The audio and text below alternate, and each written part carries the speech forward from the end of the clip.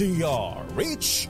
Magandang umaga Pilipinas sa DZRH Radio, DZRH TV at DZRH Online. Kasama si Kuya Angelo Palmones. Magandang umaga Pilipinas. Kabilis ng panahon. 23 na tayo ngayon ng Oktubre 2023. Nasa huling linggo pa lang ng kampanya ngayon, kasi next week eleksyon na para sa barangay at SK elections. Sa ulo ng ating mga balita, amihan at cheerline magpapauluan sa Luzon ayon sa Pag-asa. 2 barko ng Pilipinas na nasa resupply mission hinarang binangga pa ng China Coast Guard at Maritime Militia. Saudi trip ng Pangulong BBM lilikha ng libo-libong trabaho para sa mga Pinoy. Bilang ng mga nasawi sa anti-illegal drugs operation ng PIDEA bumagsak ng 52%. Flu at pneumonia vaccine inirekomenda ng isang health expert kontra sa sakit ngayong panahon ng taglamig. Tricycle binangga naman ng humaharurot na van, lola at apo patay. Ito po ay sa Isabela. Kasama natin ang buong radyo natin FM nationwide, ang ating mga action radio station sa Luzon, Visayas at Mindanao. 91.7 BNFM Radio sa Cebu at 94.3 FM sa Jensen. Magandang umaga Pilipinas. Sa detalye ng ating mga balita, maulang panahon ang mararanasan sa malaking bahagi ng Luzon. Epekto ito ng northeast monsoon o amihan at shear line. Ayon sa Pag-asa, asahan ng maulap na papawiri na may kalat-kalat na mga pagulan sa Metro Manila, Central Luzon, Calabar Zone, Isabela, Quirino, Nueva Ecija at Camarines Norte. Epekto ito ng shear line kung saan ang malamig na northeasterly winds at mainit na easterly winds naman ay nagko-converge. Pinag-iingat ang Pag-asa mga residente sa nasabing mga lugar sa posibleng mararasang flash floods at mga landslide. Samantala, amihan naman ang makakaapekto sa Cordillera Administrative Region at ilang bahagi ng Cagayan Valley. Asahan din ang pagulan sa Ilocos Region. Epekto naman ang amihan habang ang nalalabing bahagi ng bansa ay makararanas ng mga localized thunderstorms. Binangga ng China Coast Guard, ang Chinese Maritime Militia, ang 2 barko ng Pilipinas na nasa resupply mission sa Ayungin Shoal. Ayon sa National Task Force for the West Philippine Sea, sumalpok ang China Coast Guard Vessel 5203 sa barko ng Philippine Coast Guard na kinontra naman ng Armed Forces of the Philippines na unay sa May alas 6 ng umaga kahapon. Nangyari ito 13.5 nautical miles sa hilagang silangan ng BRP Sierra Madre sa Ayungin Shoal.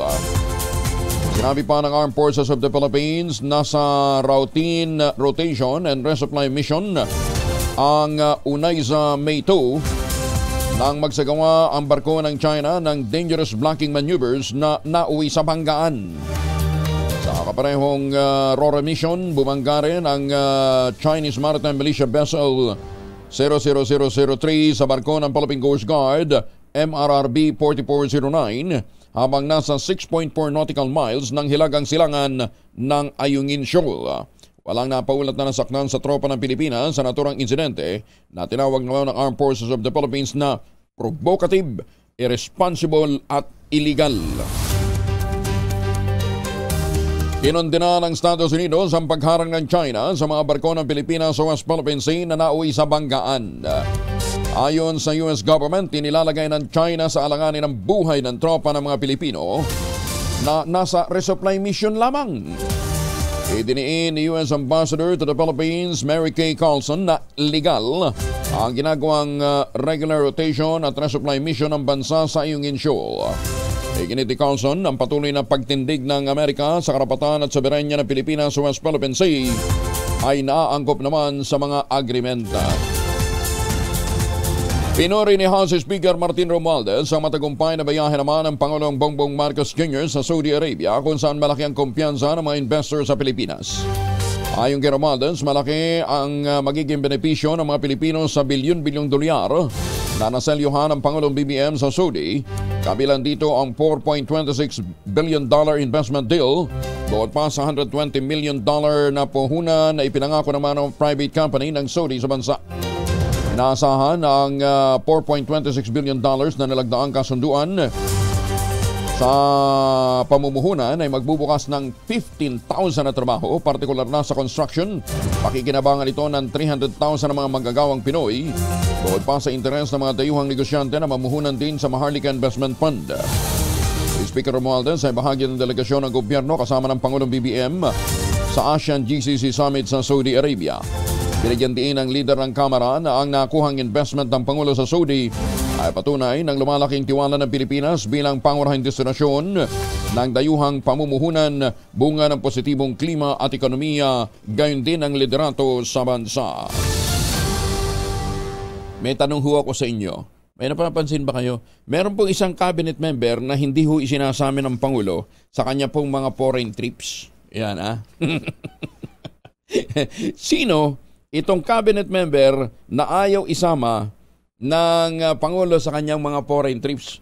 Kasi now, hindi ito kasundo ng economic team ng Pangulo. Kumbaga sa may sarili daw itong diskarte. Teka muna, kaaga-aga, baka sabihin nyo nang iintriga, Kaya lang, ganun ho ang klase ng iringan na meron ho sa hanay ho ng gabinete. Dahil nga po, meron naman kasing mga miyembro ho ng gabinete na hanggang ngayon, non-performer.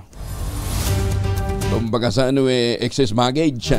Kawawa naman ang Pangulo, Suportado ng mga kongresista mula sa Mindanao ang naging desisyon ng liderato ng Kamara de Representantes na ilipat ang kabuuang 1.23 billion peso confidential fund sa mga ahensya na nagbibigay ng seguridad sa bansa.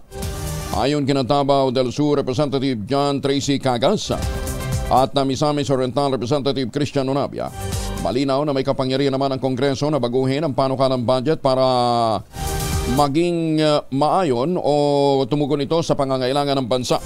Iginit pa ni Cagas na hindi na bago ang ginawang paglilipat ng pondo ng Kongreso at paulit-ulit na itong nangyayari taon-taon. Sa panig naman ni Onabia, sinabi nito na walang ginawang iligal ang Kamara nang ilipat ito ang confidential at intelligence fund ng ilang ahensya tungo sa national agencies sa harap din ng patuloy na tensyon sa West Philippine Sea. Bumaba naman ang 52% ang bilang ng mga nasawi sa anti-illegal drug operation ng Marcos administration.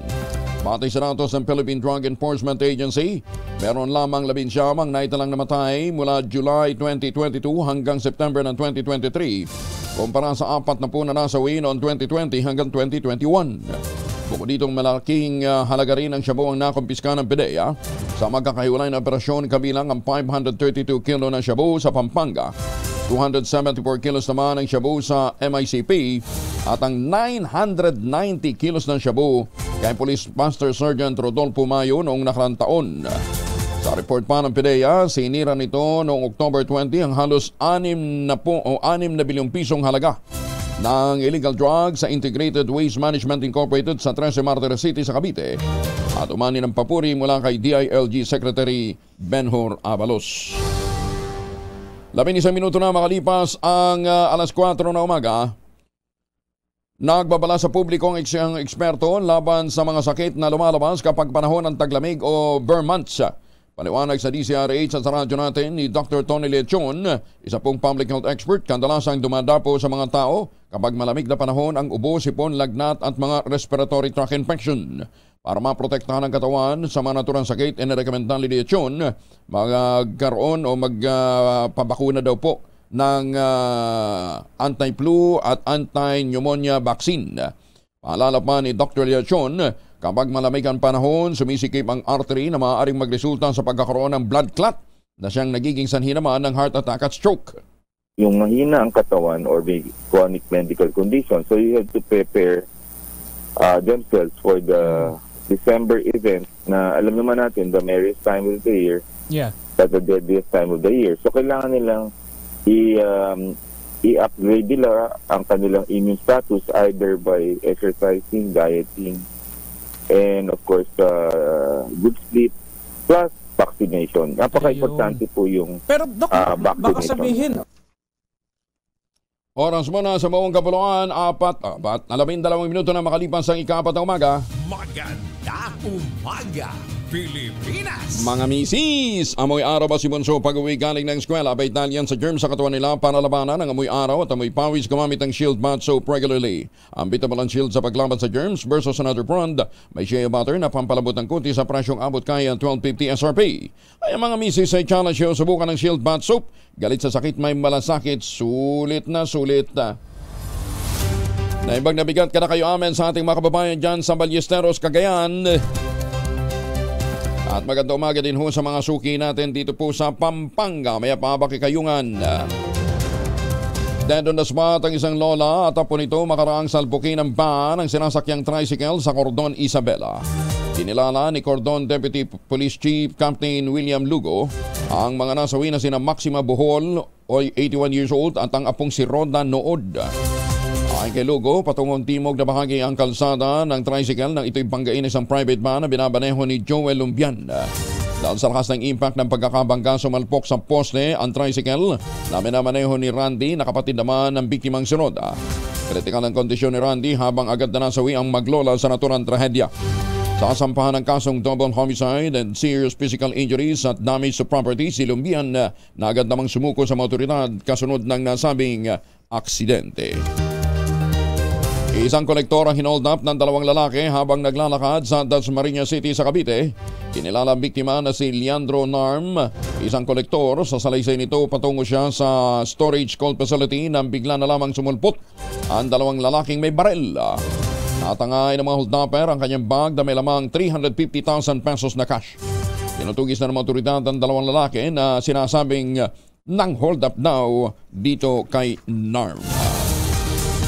Arestado naman ang isang lalaki sa Davao del Norte na wanted sa pagpatay sa kanyang dalawang pamangkin sa Esperanza, Agusan del Sur noong 2016.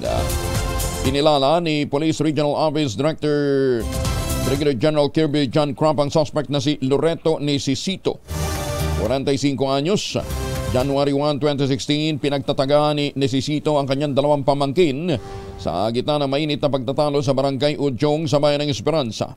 Hindi pa nakontento ang suspect, binaril pa niya ang dalawang biktima bago ito tumakas. May tama, baka nagda-drugs din yung ilang yun, ano ah? May buntag sa mating paminaw nato diya sa General Santos City. At congratulations sa mga taga-Carmen. Kay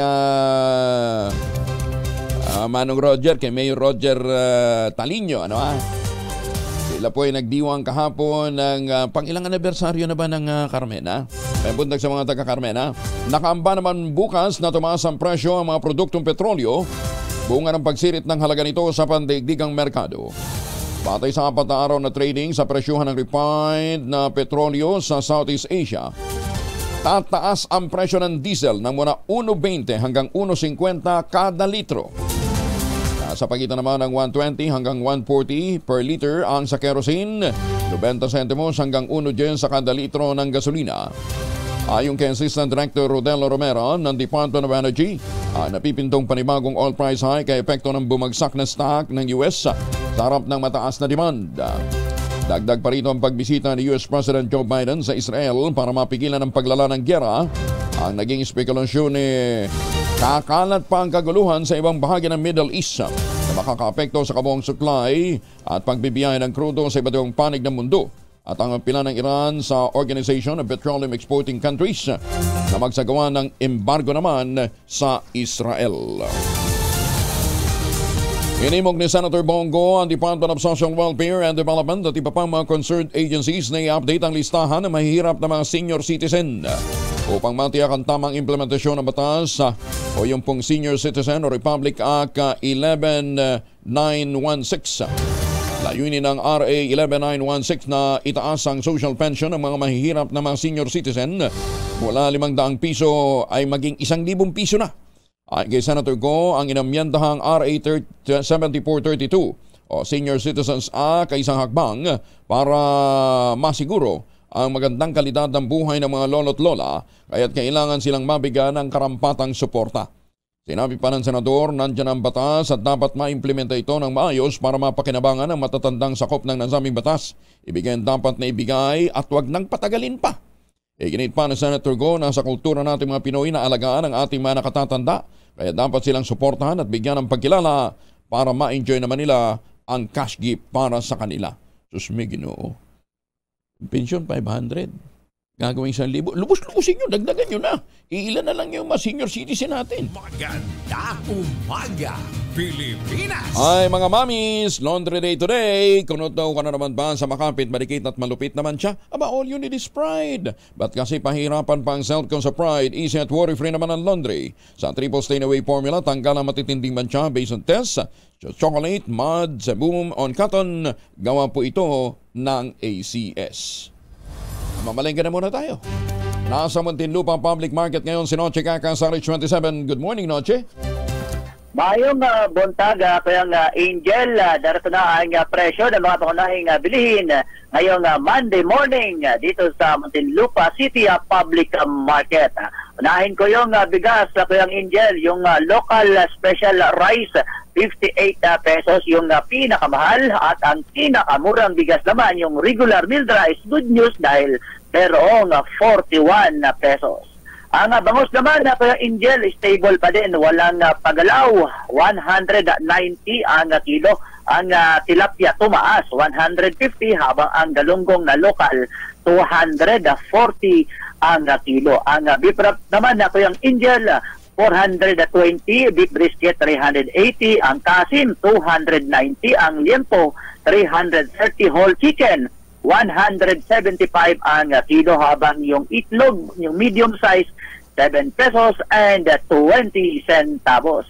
Ang palaya naman, 80 pesos ang kilo, sitaw 80, pechay native 70, kalabasa 60, ang talong 70 pesos, habang ang kamatis tumaas ng konti, nasa 100 ang kilo. Ang cabbage 160, carrots 150, habichuelas, Baguio beans 90 pesos, at ang white potato 220. Isama na rin natin yung pechay Baguio, 80 pesos, habang ang sayote bumaba, nasa 40 pesos ang kilo.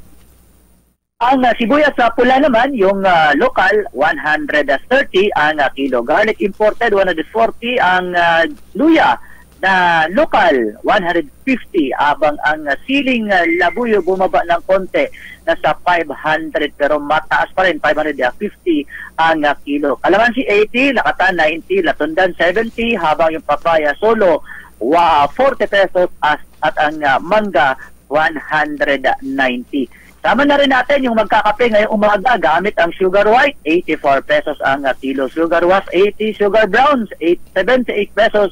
Habang kung kayo ay magsasangag ngayong umaga gamit ang palm oil, 350 ml, 26 pesos.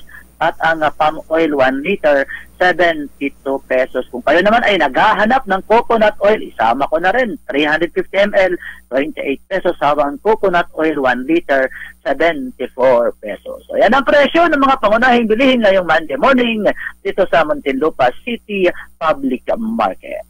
Mula ka naman sa Pilipinas, DCRH. Ako si Noche Kaka tuloy sa pagbabalita, tuloy-tuloy sa serbisyo, sama-sama tayo, Pilipino. Dagang salamat, Noche. Maganda umaga, Pilipinas! Ay, maganda umaga sa mga Pilipino dyan po sa Bahamas. Dito naman sa Pilipino, maraming lugar, mamaya ang baha din. Magandang umaga sa mga Pilipino sa Bahamas at sa mga suki ho natin dyan sa Canada, sa Saskatchewan, gayon din po sa mga suki natin sa Estados Unidos, partikular na yung mga nakatutok sa atin dyan sa New York, at mga taga Las Vegas, Nevada, at mga taga Los Angeles, California. Tuloy-tuloy ang gagawing pagbabantay ng House Committee on Agriculture and Food sa presyo ng bigas at sibuyas at iba pang mga produktong agrikultural. Patay na rin sa naging direktiba ni House Speaker Martin Romualdez.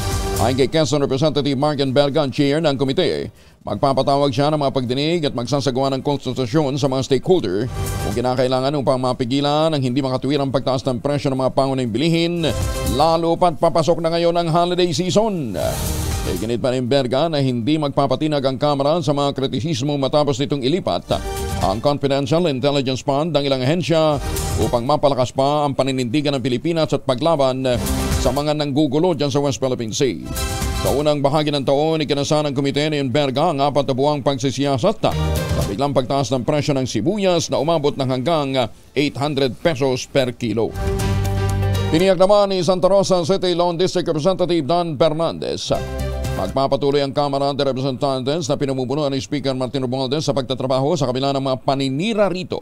Matapos na ilipat ang confidential at intelligence fund ng ilang civilian agencies patungo sa Armed Forces of the Philippines. Ayon kay Fernandez, ang issue ng confidential fund, bagamat mahalaga, ay hindi makakaapekto sa kanilang pangako sa bansa at sa mga Pilipino.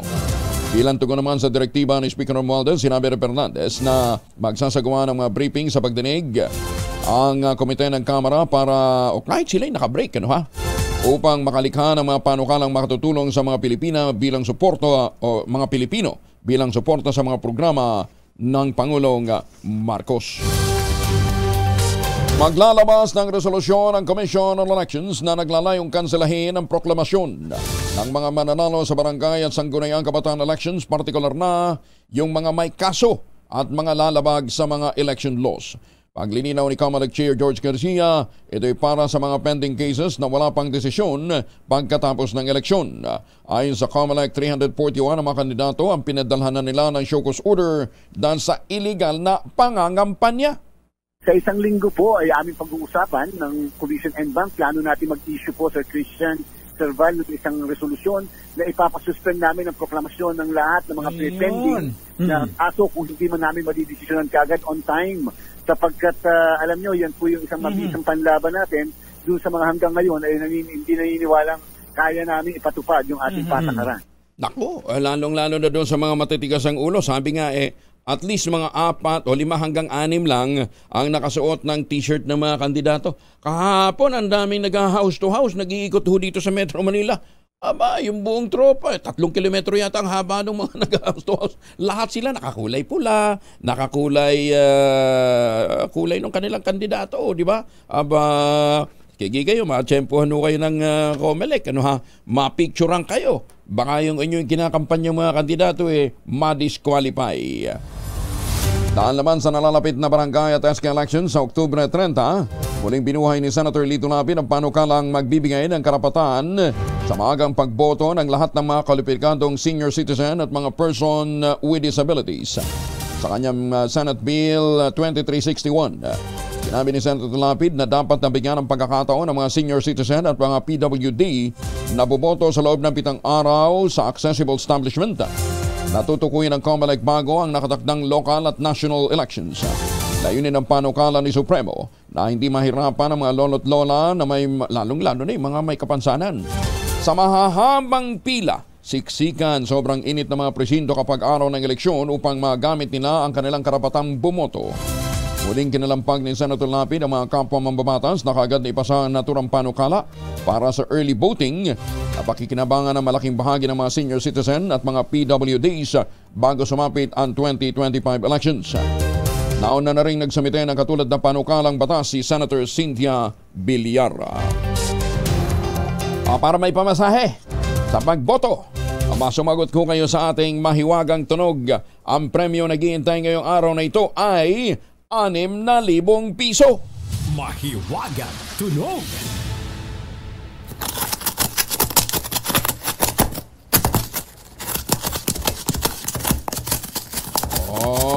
Kita ho ninyo Ayan para ho doon sa mga gustong sumagot ay ipadala po sa 0919-282-6485. Sundin ang tamang format ng pagtetext empty space, name / address / contact number / at ang inyong sagot.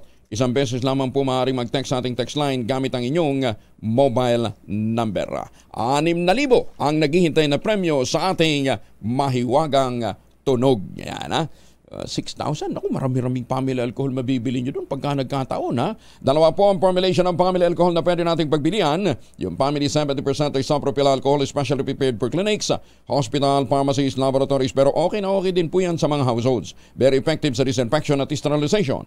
Ganyan ang bagsik ng family 70% isopropyl alcohol. Maghapon man yung gamitin, no problem. Hindi po manunuyong yung mga kamay dahil meron po itong moisturizer. Yun namang mabangong family rubbing compound improved alcohol. Ayan po yung mabangong isopropyl alcohol na ginagamit ng mga masahista, mga barbero, mga doktor, mga nurse, mga kumadrona, yung mga barangay tanod, ginagawa pa itong pabango. Ginagamit for sponge bathing and other cleansing purposes. Family rubbing alcohol parang DZRH buk na sa mahabang panahon, mabibili sa namang butik at convenience stores nationwide.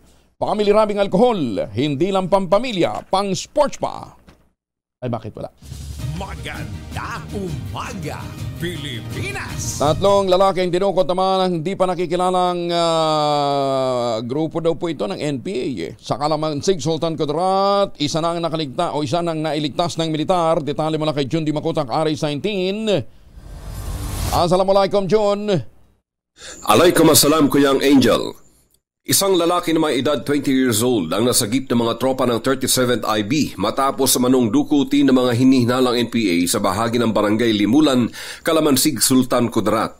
Kinilala ng 37th Information Office ang nasagip sa alias na Jonis. Ayon sa biktima, sa pilitan umano siyang isinama ng mga nagpakilalang grupo ng CPP, NPA, NDF at ginawa umano siyang tagabitbit ng mga pagkain habang palipat-lipat ng lugar sa kabundukan. Ayon kay Jonis, may dalawa pang lalaki ang tulad niyang dinukot din umano at binantaan pa umano silang papatayin kapag hindi sumunod sa utos. Nagkataon namang nagkasalubong ng landas ang nagrorondang tropa ng 37th Infantry Conqueror Battalion at ang nasabing grupo ng mga NPA at dito naganap ang isang engkwentro. At ito'y sinamantala naman ni Jonis at siya'y nagsisigaw na siya'y dinukot at siya'y hindi NPA. Agarang nagsagawa ng cover fire ng mga sundalo at matagumpay na nailigtas si Jonis habang hindi na nakita pa ang dalawang kasamahan nito. Formal na turnover ni 37th IB Commanding Officer Lieutenant Colonel John Paul Baldumar si Jonis kay Kalamansig Mayor Joaquin Concha habang ipinablatter na ng pamilya ang missing persons nilang kamag-anak. Sa pamamagitan ng mga naging pahayag ni Jonis, batid na ng Kalamansig PNP at ang 37th IB ang pagkakakilanlan ng mga teroristang grupo na ngayon pinaghahanap na sa inilunsad na manhunt operation ng PNP at ng militar. Mula sa kaununahan sa Pilipinas, DZRH, ako si RH19, Jun De Makutak, tuloy-tuloy sa pagbabalita, tuloy-tuloy na serbisyo, sama-sama tayo, Pilipino. Daghang salamat, John. Sokran. Isinailalim naman sa red category ang 119 mga barangay kaugnay ng nalalapit na barangay at SK elections sa Oktubre 30. Pawanggaling ang mga ito sa Bangsamoro Autonomous Region in Muslim Mindanao. Pumapalo na sa 361 ang mga barangay na nasa ilalim ng nasabing kategorya hanggang nitong October 20. Pero klinaro ng Commission on Elections, hindi ito nangangahulugang ilalagay sa Comelec control ang nasabing mga lugar. Sa Metro Manila, nasa green category na ang lahat ng 1,710 barangay nang ibig sabihin, mapayapa naman ang sitwasyon sa mga ito. Idinay naman ni Interior and Local Government Secretary Benhur Abalos na libo-libong kabataan ang nailigtas sa kapahamakan at sa impyerno sa pagkakawasak ng 6 na bilyong pisong halaga ng illegal drugs. Pinuri rin ni Abalos ang PIDEA at ang PNP, ganyan din ang National Bureau of Investigation sa tiyaga at walang kapagurang pagkakasa ng anti-illegal drugs campaign ng pamahalaan. Sinabi ng kalihim na isa itong malaking tagumpay para sa gobyerno at para sa Buhay Ingatan Drogay Ayawan o BIDA program ng DILG. Tiniyak din ng DILG Secretary na sa pamamagitan ng thermolysis, winasak ang mga nasabat na illegal na drugs at imposibleng ito'y ma-recycle pa o may balik pa sa merkado. Hinimok din ni Abalos ang iba pang mga drug enforcement units ng gobyerno patuloy na habulin ang malalaking sindikato para mabawasan ang supply ng illegal na droga sa bansa. Winasak ng mga otoridad ang 247 kilos ng shabu na nakumpiska sa Manila International Container Port noong October 6. Pinalakas naman ang Bureau of Customs ang alyansa nito sa Philippine Postal Corporation sa pamamagitan ng paglagda sa isang Memorandum of Agreement. Layunin ng MOA na pagandahin pa ang Trade Facilitation Program para sa mga postal items na dumaraan sa BOC sa pamamagitan ng pagpapalakas, pagpapabilis at pagdiyak ng ligtas na proseso ng customs clearance. Sina BOC Commissioner Benvenido Rubio at PhilPost Master General Luis Carlos, kasama si Assistant Secretary Mary Jane Pacheco ng Digital Philippines at e-commerce lead ng Department of Trade and Industry at iba pang mga opisyal ng BOC at PhilPost ang dumalo sa seremonya ng paglagda sa naturang MOA. Ang MOA ay patunay umano ng pangako ng BOC at ng PhilPost na pagagandahin pang serbisyong ibibigay sa mga importer at mga stakeholder. Inilatag ang MOA na naglalaman ng mga hakbanging gagawin ng PhilPost at BOC sa pagtanggap, pagsuri, pagtukoy ng mga babayarang buwis at iba pang mga import charges sa mga dumarating na parcel. Sa kanyang mensahe, iginit naman ni Commissioner Rubio ang kahalagahan ng ugnayan ng dalawang bansa lalo na't lumalakas na ang e-commerce at digital services sa Pilipinas. 32 na makalipas ang alas 4 na umaga. Ay, happy birthday muna kay Collector Yeye Manawis. Si Dr. Sigfred Yeye Manawis ay naka-assign dyan sa NAIA. Happy birthday, Doc Yeye. Driver ng tricycle at motorsiklo patay sa banggaan sa Aguilar, Pampanga. Hindi, baka Pangasinan to. Detalye ng balita mula kay Freddy Pajardo, Aris 38. Masantos siya kabasan ni Chike Amin sa ating mga kababayan dyan sa Pangasinan. Freddy? Hindi na umabot ng buhay sa paggamutan ng driver ng motorsiklo at tricycle na nagbanggaan sa bayan ng Aguilar. Sa ulat ni Aguilar Chief of Police Major Mark Ryan Taminaya, binabagtas ng dalawang sasakyan ang kahabaan ng Romulo Highway sa Barangay Buer ng nasabing bayan, kung saan minamaniho ni Kenneth de la Cruz, 36 anyos, may asawa ng Barangay Bukakliw ang kanyang tricycle. Nakasalubong naman ng motorsiklo na minamaniho ni Ogie Leo Doque, 25 anyos, may asawa ng Barangay Buer, kapwa sa bayan ng Aguilar, ang aksidenteng nagkabanggaan. At sa lakas ng salpukan, parehong tumilapon mula sa kanilang mga sasakyan ng dalawang driver na dugo ang bumulagta sa lansangan na naitakbo naman ng MDRRMO sa mga Trim District Hospital, subalit diniklarang dead on arrival na ng attending physician.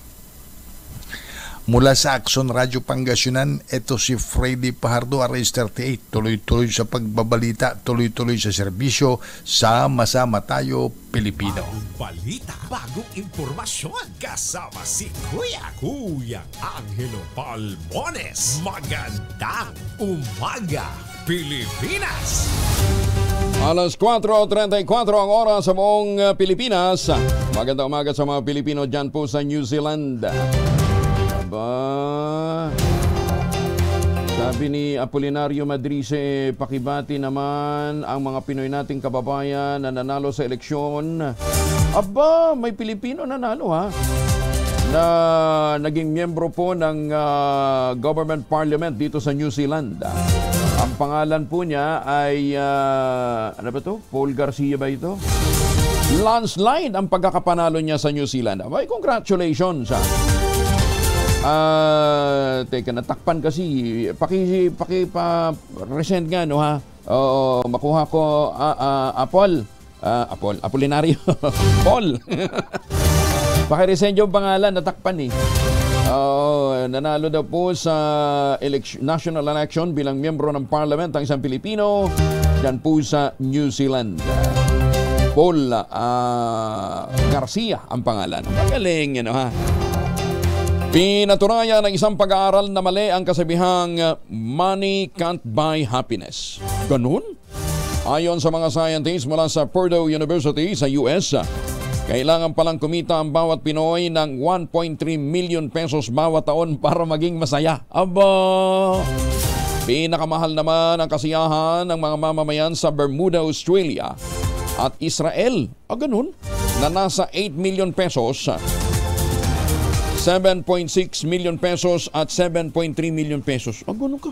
Ganun kataas ang cost of living doon sa kanila. Pinakamababa ang presyo ng kaligayahan ng mga tao sa Suriname, Argentina at Angola, na ang cost daw ng happiness ay 385,000 pesos lamang ang dapat nakitain sa isang taon. 498,000 naman sa Argentina at sa Angola, kalahating milyong piso. Talaga ha? At least hindi tayo nalalayo. Magkano bang minimum wage ngayon? Aabot pa na sa milyon ang kikitain sa isang taon. Pagpalagay natin, kumikita ng 50 mil ba? Minimum? Magkano din natanggap ngayon? 20? 30? Ganon? Pang-breakfast lang ni Malo Cabral yun, no?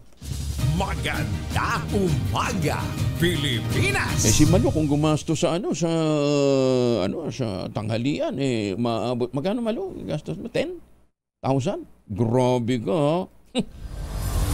Yata? Sa Supitel yata ito nagtatanghalian eh. Di man lang nagyayaya.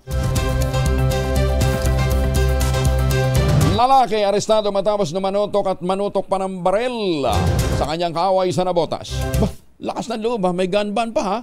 Detalye na balita mula kay Edwin Duque, RH23 Edwin. May umuntag ko yung Angel. Narap na yun sa kaso ng paglabag sa Article 282 o grade trait, physical injury at Omnibus Election Code at RA 5 o 10591 ay isang lalaki na may dalang baril at nanakit pa sa kanyang kaaway sa Nabutas. Ayon dito kay Police Colonel Mario Cortez, lasing at may hawak na baril ang suspect na si Benji Malikun, presidente ng Road 10 sa Nabutas, habang nasugatan naman ang biktima na si Bat Iyot at inobserban pa ito sa pag-abutan. Sa ikinasang responde ng Nabutas Police, nakuha kay Malikun ay isang 38 kalibre ng baril na hawak nito habang sinasaktan si Iyot. Kasalukuyan pa rin inobserbahan sa Tondo Medical Center ang biktima habang nakakulong na itong suspect. Mula pa rin sa kauna sa Pilipinas, di sa rin sa Kusares 23, Edwin Duque, tuloy-tuloy sa pagbabalita, tuloy-tuloy sa serbisyo. Sama-sama tayo, Pilipino. Maraming salamat, Edwin. At sa lahat ng mga suki natin, magandang umaga po sa mga nakatutok sa atin dyan sa Utah, USA. Magandang umaga kay Kuya Dennis, si Dennis Ray. At ang kanyang may bahay na si Ate Joanna ay nandyan ngayon sa Utah, USA. Nag-i-enjoy sila sa kanilang biyahe. Magandang umaga din ho sa mga Pilipino dyan sa Barcelona, Spain at sa Lipa, Batangas. Kala nyo kung saan yung Lipa. Alam ba ninyo na ang Iceland pala walang lamok? Wala rin pong ahas. Kagaling ha.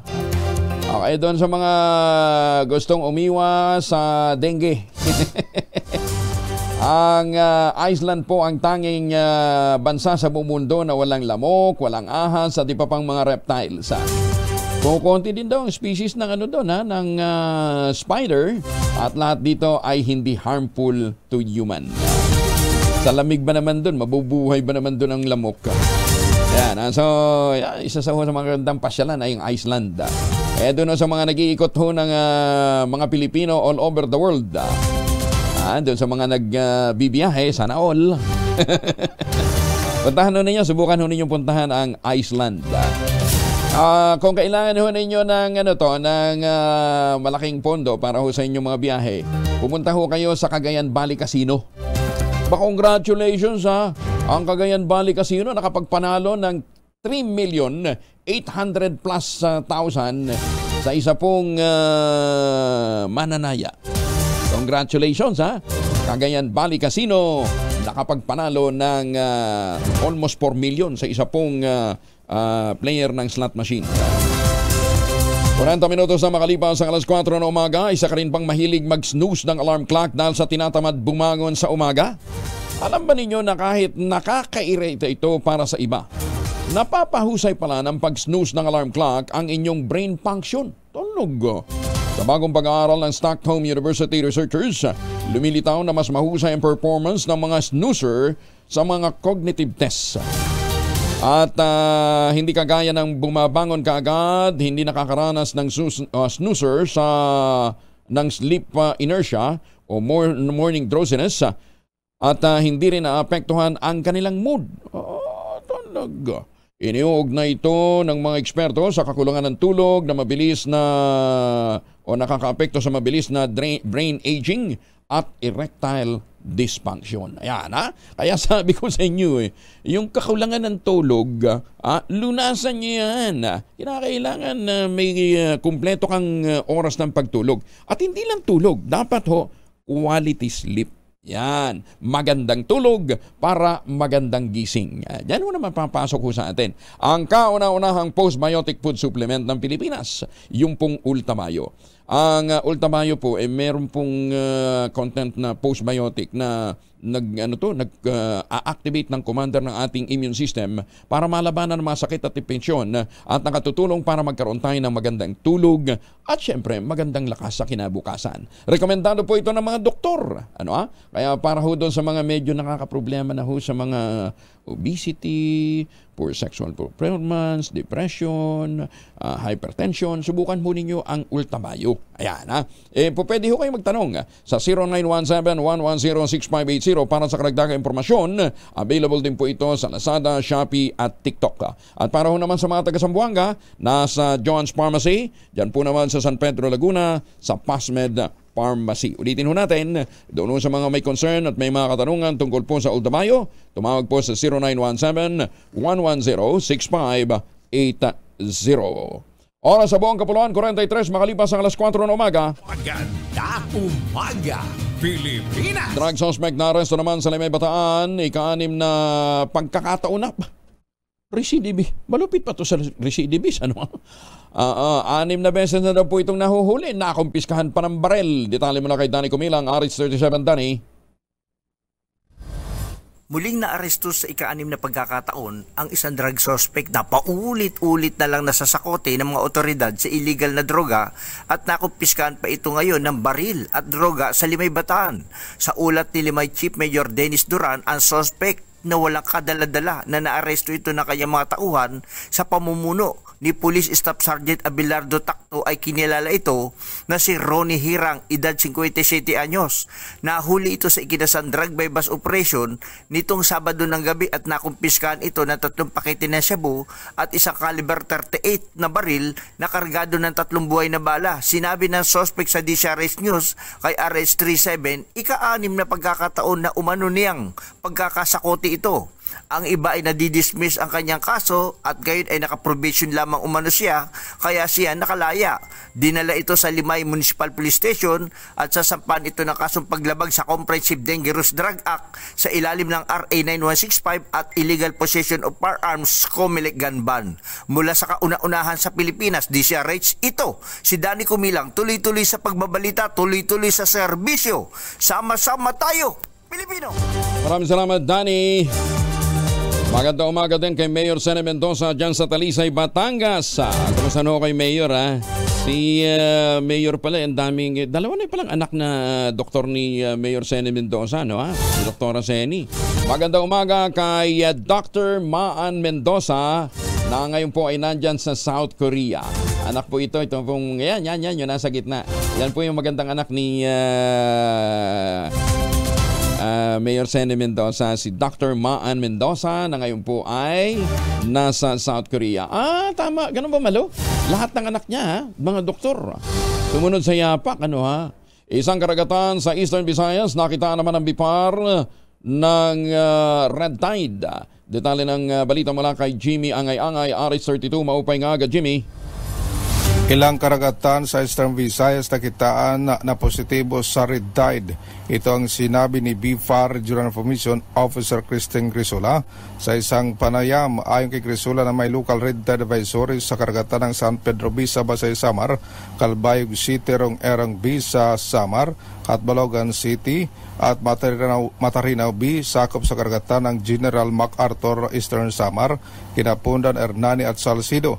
Dahil dito pinayuhan ang publiko ng BFAR na iwasan lang muna sa pagkuha ng selfies at iwasan ang pagkain kasama ng hipon para maiwasan ang red tide. Hinihintay pa ng BFAR Regional Office ang selfies ban na i-issue ng BFAR Central Office sapagkat local red tide advisories pa lang ang kanilang inisyo.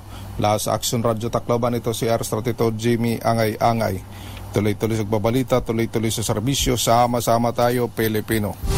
Daghang salamat, Jimmy. Samantala, magsasagawa ng public consultation at pagdinig ang House Committee on Overseas Workers Affairs upang pag-usapan ang panukalang suportahan ng mga programa ng Pangulong Ferdinand Bongbong Marcos para sa mga overseas Filipino workers.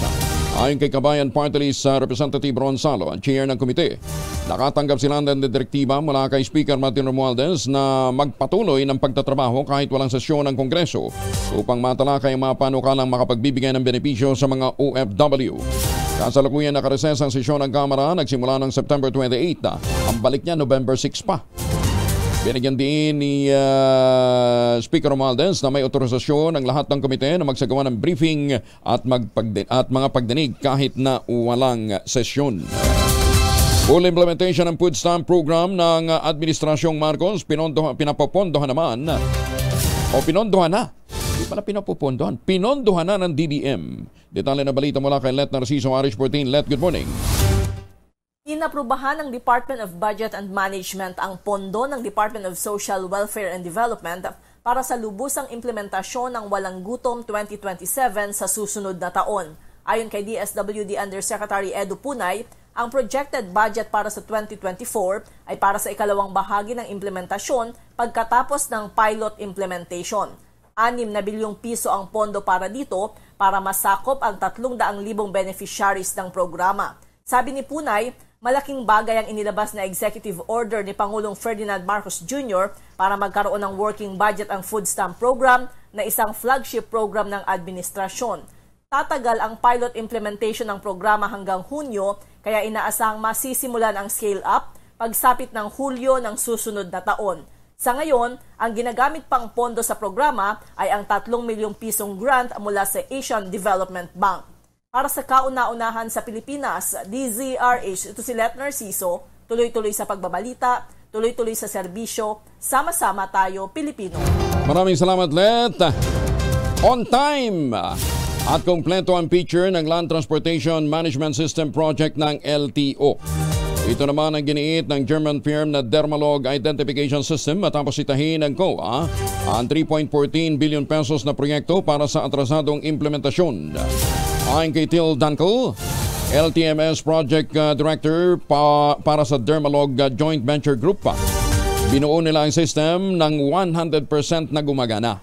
Sinabi ni Dunkel na nakahanda na ang system na iaarangkada noon pang August ng 2019 at ang mga tanggapan naman ng LTO ang hindi nakahanda para dito.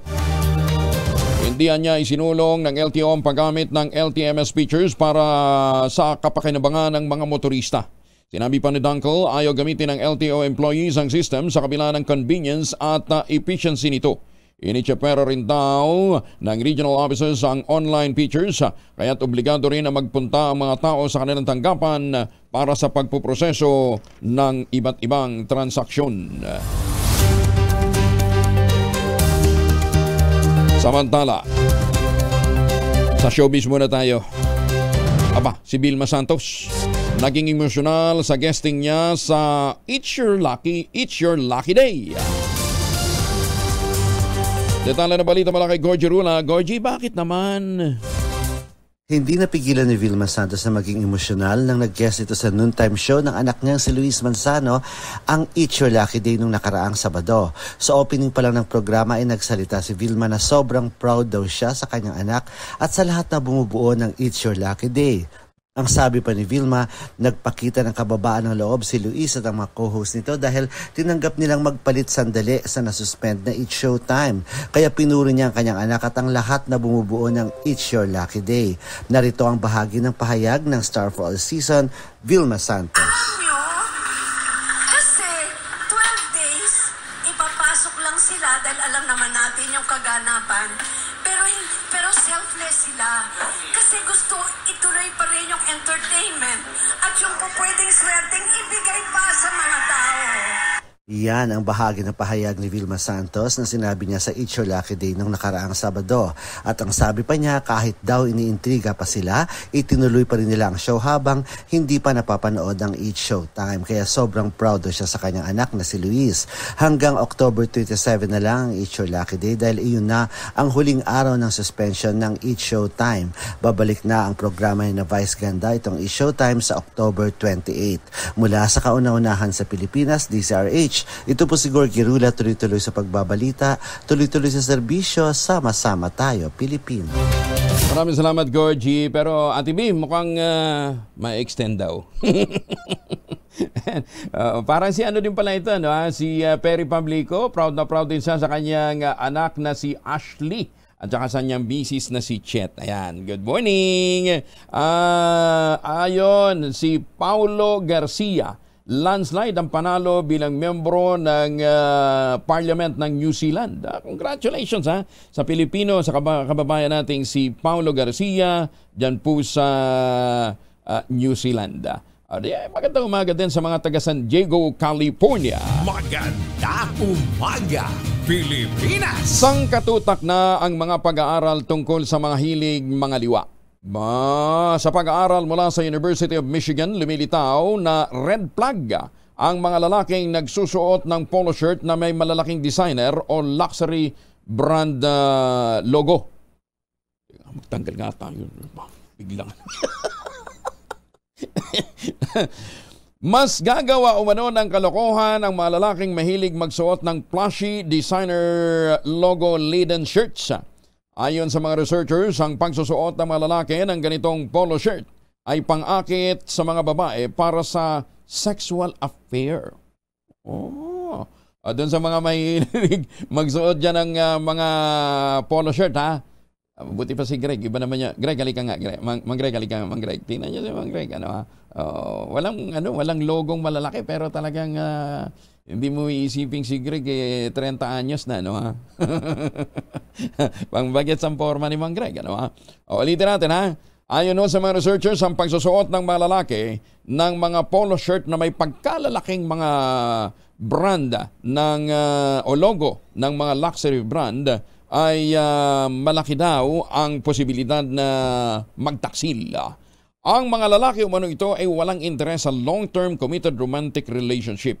Una na lumabas sa ilang pag-aaral na mas posibleng magloko ang mga lalaking may malalalim na boses at mga babaeng nasa medical profession. Hindi, sa Amerika naman to, hindi naman Pilipinas yung sinorbi. Ibang Noipi. Ibang Pinoy. Ang Pinoy mapagmahal sa kanyang partner. Diba? Iba yan. Sa ano yan? Sa Massachusetts yung sinorbi. Mga Amerikano naman yan. Hindi naman Noipi. At ang Pinoy, ang tiyaga niyan magbigay ng, pagka nanliligaw, ang tiyaga niyan magbigay ng tsokolate. Para ho sa mga nanliligaw dyan, para siguradong papasaw kayo, dapat ang bibigay ho ninyo yung Pinoy brand. Tangerine Chocolate. Yan po ay produkto ng mga magnaniyog sa lalawigan ng Quezon. Nakapagpasaya na kayo, nakapag-boost pa kayo ng immune system. Dahil yung 72% dark chocolate po ng Tangerine Chocolate, immune booster po yan. Available sa 0919-0955-935. Ang Tangerine Chocolate po ay produkto ng mga magnaniyog sa lalawigan ng Quezon sa tulong po ni Dr. Helen Tan, yung pong mga magagandang planting material ng kakao, dinala galing Davao, at yan po ang itinanim sa ilalim ng mga nyugan. Ngayon, mahigit 10 variants po yung kanilang available na ang ginamit din po doon sa mga variants na mga raw material ay gawa din po at galing din po sa harvest ng mga magsasaka. Tangkilikin ang gawang atin, tangkilikin ang Tangerine Chocolate. Ang sabi nga ni Dr. Helen Tan, sino ba namang magmamalasakit sa ating kapwa Pilipino kundi ang mga Pilipino? Kaya para ho doon sa mga nagbabalak magregalo ng Tangerine Chocolate ngayong Pasko, lalong-lalo na sa abroad, agahan daw ho ninyo ang pag-place ng order para naman maihabol sa kanilang production. Tangerine Chocolate, produktong gawang Pinoy. Nananatili naman ang buong suporta ng Bicol Salo Party List kay Speaker Martin Romualdez at sa kanyang inclusive at action-oriented na uri ng pamumuno na nagbibigay daan upang mas maipasa o mabilis na maipasa ng Kamara de Representantes ang kinakailang batas sa ilalim ng Marcos Jr. Administration. Pinasalamatan ng Bicol Salo Party List na kinakatawan ni Congressman Brian Raymond Yamsuan si Speaker Romualdez sa pagiging inspirasyon nito sa Kamara upang matulungan ang Administrasyong Marcos na makalikha ng pangmatagalang pagpapaunlad at kasaganaan ng mga Pilipino. Ayon kay Yamsuan, bago mag-adjourn ang sesyon ng Kongreso nitong nakarang buwan, naipasa ng Kamara ang lahat ng 20 panukalang prioridad na maisabatas ng Legislative Executive Development Advisory Council o LEDAC. Mas maaga ng 3 buwan sa napagkasundo ang deadline na Disyembre ng 2023. Magandang umaga din po sa mga suki natin dito ho sa Binyan, Laguna. Sabi ni Bir Sakdalan, meron bang nanay na hindi proud sa kanilang mga anak? Wala akong kilala. Lahat mga nanay proud sa kanilang mga anak. Kahit nga manunuba yung anak nila, proud na proud pa rin sila. Pagbangga ng China Coast Guard sa resupply ship ng Pilipinas patungo sa iyong Insyol kinundina ng mga senador. Detalye ng balita mula kay Raymond Edpa sa Aris 28. Raymond. Pinangunahan ni Senate President Juan Miguel Zubiri ang pagkundina sa pagbangga ng China Coast Guard sa resupply mission ship ng Pilipinas na unay sa May 2. Ayon kay Zubiri, inilagay sa panganib ng China Coast Guard at Chinese militia ang buhay ng mga crew ng nasabing barko. Saludo si Zubiri sa ginawa ng mga tauhan ng Philippine Coast Guard at Armed Forces of the Philippines na nagpakita ng katapangan at naging mahinahon. Hindi umano kailanman dapat mahadlangan ang ating freedom of navigation sa ating sariling exclusive economic zone. Nanawagan naman si Senador Francis Tol Tolentino ng masusing investigasyon sa ilalim ng International Convention for the Safety of Life at Sea o SOLAS at ang Code for Investigation of Marine Casualties and Incidents ng International Maritime Organization.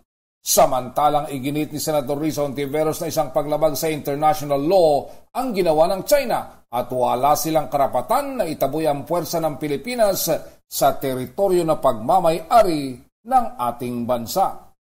Para sa kauna-unahan sa Pilipinas, DZRH, ito si Raymond Dadpaz, tuloy-tuloy sa pagbabalita, tuloy-tuloy sa serbisyo, sama-sama tayo, Pilipinas. Daghang salamat, Raymond. On board daw ngayon sa barko si Renato Loreto, nasa Rotterdam. Kumusta ho yung mga marino natin, ha? Ang kanilang chief cook ay chief cook siya doon, si Renato Loreto ng Rotterdam. Anong pangalan ng barko mo, Loreto? Banggit natin. Nag-donate naman ang Philippine Amusement and Gaming Corporation ng PAGCOR ng iba't ibang uri ng gamot sa Polytechnic University of the Philippines sa Santa Mesa, Maynila. Ang donasyon ng PAGCOR ay kasabay ng pagdiriwang ng 119th anniversary ng pagkakatatag ng State University. Alam nyo, ang PUP, nangunguna daw ito sa listahan ng mga madaling ma-hire na mga empleyado. Ano, ha? Nagpasalamat naman si PUP President Dr. Manuel Muhi sa PAGCOR kapag bibigyan ng tulong medikal sa may 3,000 mga guro at mga empleyado mula sa iba't ibang sangay at campus ng PUP. Maasa din si Dr. Muhi na magkakaroon pa ang PUP na magandang collaboration sa PAGCOR sa mga susunod pang panahon. Magandang umaga kay PAGCOR Chair Altenco, ha? Chairman, magandang umaga po sa inyo, ha? At para ho naman sa mga naghahanap ng bahay dito po sa Central Luzon, huwag niyong kalimutan, 20,000 pesos all-in down payment pa rin po ang naghihintay sa atin dyan po sa mga proyekto ng Westchester Realty sa Sibera Mabalacat, Sibera Bacolor, Samira at Sibera Prestige. Kagandahan ho dito, 1 week after ng take-out ng Pag-ibig Housing Loan, pwede ka na maglipat bahay kaagad. At titira ka ho sa isang township na nando na ang munisipyo, ang simbahan, ang palengke, ang mga department store. Halos lahat ng amenities nandoon. Ano? Pati eskwelahan. Ang kulang na lang, may simbahan din. Ang kulang pala ay hospital. Ito pa rin ang pangarap na magkaroon ng sariling bahay sa presyong abot kaya. At kung ngayon ho kayo magpapareserve, ngayon ho kayo bibili ng unit, may chance pa kayong manalo ng brand new car. Kaya ano pang iniintay ho ninyo? Ito pa rin ang pangarap na magkaroon ng sariling bahay sa presyong abot kaya. Makipag-ugnayan sa 0996-501-5555 o sa 0947-434-5555. Ulitin natin, ha? 0996-501-5555 at 0947-434-5555. Magandang umaga, Pilipinas! Isang minuto na makalipas ang alas 5 na umaga.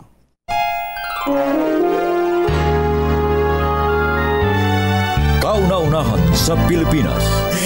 NBC Manila Broadcasting Company. DZRH, magandang umaga Pilipinas sa DZRH Radio, DZRH TV at DZRH Online. Kasama si Kuya Angelo Palmones. Magandang umaga Pilipinas. Ay, sa mga pensyonado po ng JSIS, at tabayanan nyo mamaya at meron ho tayong makakausap na magbibigay ng mga updates sa atin, mga good news, ha. Binalaan muna ng Commission on Elections sa mga kandidato para sa barangay at SK elections na gumagamit ng bastos na campaign jingle. Paano yan si Pepe ko, ang Pepe nyo, Pepe iboto. Si Pepe yun, di ba? Sabi ng COMELEC, bawal na daw yan, ha?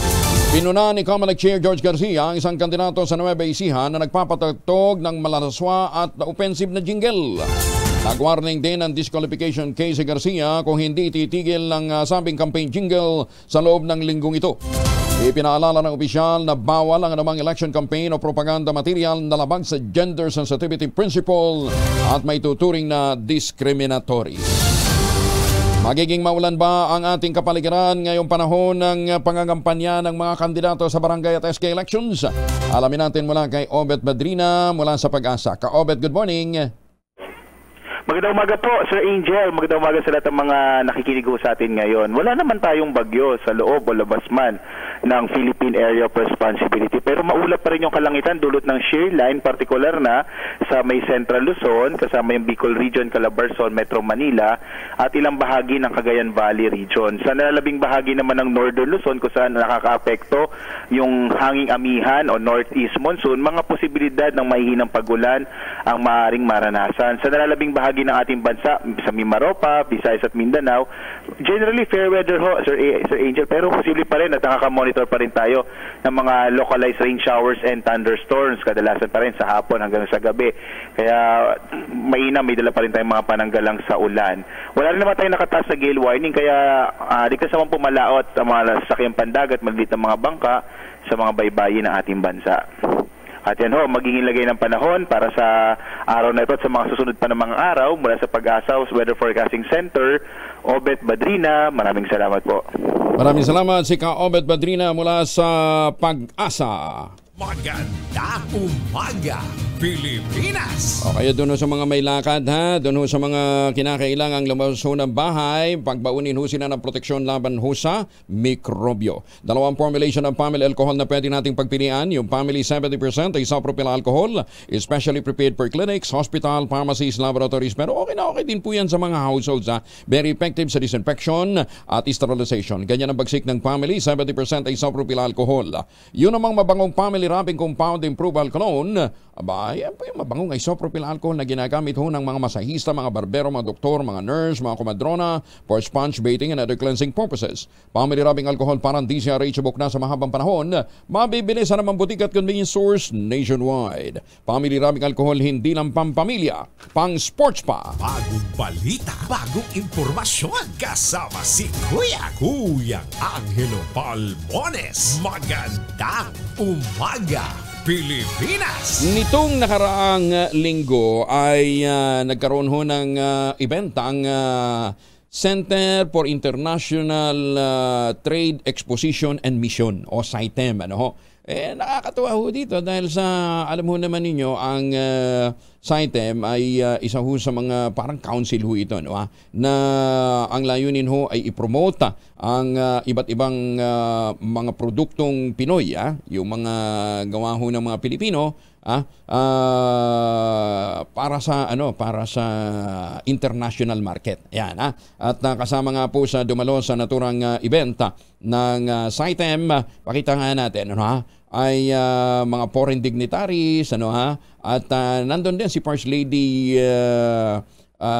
Lisa Araneta Marcos. Ayan, At doon ko lang nalaman na isa ho pala sa mga sumusuporta dito sa mga programa ng CITEM ay ang GSIS. Makakasama natin ngayon ang isa pong veteranong banker at President at General Manager ng Government Service Insurance System, si PGM Wick Biloso. PGM, magandang umaga po sa inyo. Magandang umaga sa iyo, Partner Angel, at saka sa lahat ng iyong mga tagapakinig. Oo. Anong kinalaman ng GSIS sa mga programa ng CITEM? Ay, partner, alam mo, unang-una, ang GSIS ay isang director ng CITEM. Talaga? Center for International Trade and Exhibition Mission. Alam mo, ito ay isang paraan para maipromote lahat ng mga talento, mga produkto ng Pilipino sa ibang bansa. At kami participate sa diskusyon together with the CITEM Executive Director, si Ambassador Edward Pereira, sapagkat maghanap ka dito sa bansa natin ng isang lugar na makikita mo lahat ng produkto na puro gawang Pilipino. Tsaka yun talagang dapat ipagmalaki naman natin ang gawang Pinoy. Di ba? unang-una in terms of durability, quality, tapos yung aesthetics, nagle-level up na yung mga produkto ng Pilipino. Pero kalat-kalat, wala nga tayong specific na kung hindi pa, di ba, ngayon, Lantern Festival, Pampanga, tapos may iba't ibang mga trade fair, nagkalat sa iba. Wala tayong central. Walang isang lugar na specific na pupuntahan. So doon pumapasok ang SITEM. Correct, partner. Okay. Kung titignan mo, dun sa exhibition center sa World Trade Center, isang floor lang sila. At naroon nakakalat sa buong floor ng World Trade Center natin lahat ng mga produkto. Ako'y nakapunta sa isang mall nila sa Jakarta na ang bawat palapag ay naroon lahat ng mga produkto na ini-export nila. Mayroong pagkain, may furniture, may mga batik na mga damit, i-order pa. Mayroong karoong mga handicrafts, may pagkain. At kung ano-ano pa. Kaya sabi ko, ang mga Pilipino, lalo na yung mga balikbayan, pag sila'y dumalaw dito sa Pilipinas, iba-iba ang napupuntahan nila. Wala silang isang lugar na mapuntahan. Kaya ang aming ginagawa ngayon, nakikipag-ugnayan kami. Kapag katinignan ko ang property ang GSIS, nasa Pasig, na warehouse, mako-convert sana namin, pero malayo. Para pumunta ang turista rito, mahihirapan.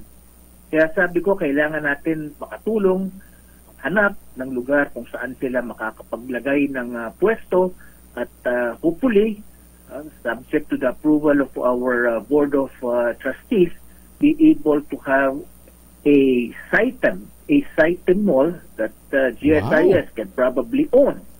So mag-a-accrue sa mga benepisyo ng mga miyembro, pag-aari ng lupa at magkaroon ng building na doon naman kami pwedeng bumawi sa mga upa na manggagaling sa mga mag-lease ng mga pwesto. Teka muna, PDG, yung sinasabing mo sa Jakarta, Indonesia, who owns the mall? Government? Ang pagkakaalam ko ay ang gobyerno ang may-ari ito. At pagpasok mo, naku, talagang iba't ibang palapag. Nagulat nga ako, meron palang alcohol din silang ginagawa. Naroon din. Being a Muslim country, I found out that in Bali, some of the religious laws allow, it may not be religious, but some of the culture of Bali allow them to do so. And nakakatuwa kasi pagka pumunta ka ron, pwede mong i-ship kahit saang lugar sa mundo. Naroon na ratang shippers. Mamimili ka. At kung kaya mo namang bitbitin, pwede mong pick upin sa airport on your departure date. And I told myself, this is about the same thing that we need to be able to do. Okay. Have a center for the rest of the Philippines to have a view of what the best products the Philippines can offer. Yung binabanggit nyo na ang GSIS sits sa board ng SITEM, nasa ilalim ng batasyon? O ng naroon po sa kanilang batasyon ng SITEM. Sa kanilang incorporating papers. Naroon po ang GSIS. Ang layunin naman po ng GSIS ay hindi lang po may invest po ang pera na nakokolekta namin galing sa mga miyembro, no? Ang kontribusyon nila. Kailangan namin itong mapalago. Ngunit pag tayo ay makakuha nitong lugar na ito, ay pag makakatulong na tayo sa ating nation building para po malaman ng mga taong bayan, lalo na ang ating mga kababayan at ating mga turista na what the best Philippines can have. And at the same time, earn money. Correct. Oo. Okay, sana nga ho sa lalong madaling panahon yan, SITEM Mall.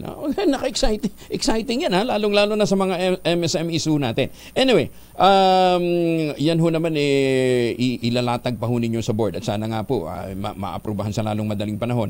May pinupunteriya na kayong lugar na accessible? Alam po ninyo, tinitignan po namin itong PICC area. Naghahanap kami ng lugar dito sa dito na sa paligid. Malapit. Sa paligid lang po ninyo. Marami nga bakanting lote dito. Correct. At, gusto po natin makipag-ugnayan. Imbis po na nakatiwang-wang yung lote, ay malagyan po. Alam po, simpleng struktura lang po ito. Correct. Kailangan nyo lang po rito magkaroon ng air conditioning at escalators to allow access to everyone. Probably 5 floors will be enough. Hindi ko kaya ng isang floor. Pag tinignan po ninyo sa World Trade Center ngayon, kulang po. Kulang. Oo. Anyway, sige. Pero maganda nga, dito sa may PICC area sila kayo maglagay ng Site Mall. Para pagkatapos nilang mamili, gusto nilang mag-relax, punta naman sila ng Star City. Yan. Uy, meron kaming dito ha. Hindi mo kinakailangan dumayo papuntang papuntang mga European countries para makaranas ng snow. Meron na rin dito ngayon PGM. Baka gusto ninyong puntahan din paminsan-minsan. Pero teka muna. Last week ho yata nagpunta kayo ng Pampanga at kinausap nyo rin ho yung nag-iikot ho kayo eh. So, sino kinausap nyo dito sa Pampanga? Alam mo, partner, pumunta tayo sa Pampanga noong Biyernes at tuwing tayo dumarayo po sa iba't ibang opisina ng GSIS ay tayo po ay kumakausap na tinatawag nating stakeholders. Ito po ay ang mga miyembro ng GSIS, mga government employees. Ito ay ating kinakausap para po malaman namin kumusta ba ang serbisyo namin, kumusta ba ang produkto namin, ano ba ang kailangan pa namin maayos para mapabuti namin o mabigyan ng ginhawa ang mga buhay ninyo. Kaya nga ako nung kami pumunta po ron, amin rin pong binahagi sa kanila na yung aming multi-purpose loan flex. Alam po ninyo yung multi-purpose loan flex po nito, ito po ay nagbibigay ng pagkakataon sa government employees to be able to borrow up to 5 million pesos or 14 times of your salary at ang interest rate po ay ang pinakamababa sa buong Pilipinas. 5 million? Hanggang 5 million? Saan na pwedeng gamitin? Kailangan i-invest? Kahit na kaya po tinatawag multi-purpose loan, ang layunin po nito ay mabigyan ng pagkakataon, lalo na po yung nakautang dati, na mailipat dito sa GSIS ang kanilang pagkakautang. Sapagkat pwede po ninyong i-structure ang loan ninyo from 1 year all the way to 15 years. Kaya po, napakababa ng magiging amortization po nila at hindi magiging papigat. Ay, naririnig ko sa ating mga kawani. Hindi pa nila nakikita ang kanilang ATM. Yun. Dahil daw nasasanlay itong mga to, kaya napakabigat sa damdamin namin na marinig ito. PGM, ang sinasabi nyo, pwedeng i-restructure ang loan, pwedeng, halimbawa, nakabaon sila ngayon sa utang sa mga loan sharks. Yun, pwede nilang ipasa dito sa multipurpose loan ng Yan GSIS? po ang objective po niyan. Para po nga maisalba namin sila. Sabi po ay nakikinig at yan po ang amin pong naririnig sa kanila. Kaya po namin to ginawang ganito para po sila ay matulungan po namin. Sapagkat alam po ninyo, pagka sila ay nagkautang, hindi naman po talaga nila gusto mangutang pero dumating po sa isang punto sa buhay nila na nangangailangan sila ng pera. Kaya nga partner, gusto ko rin pabanggitin sa'yo na gumagawa po kami, nagtutulong-tulong po kami, gumawa ng medical insurance over and above PhilHealth for government employees sapagkat pag sila ay nagkasakit, dapat iniisip na lang po nila ang paggaling.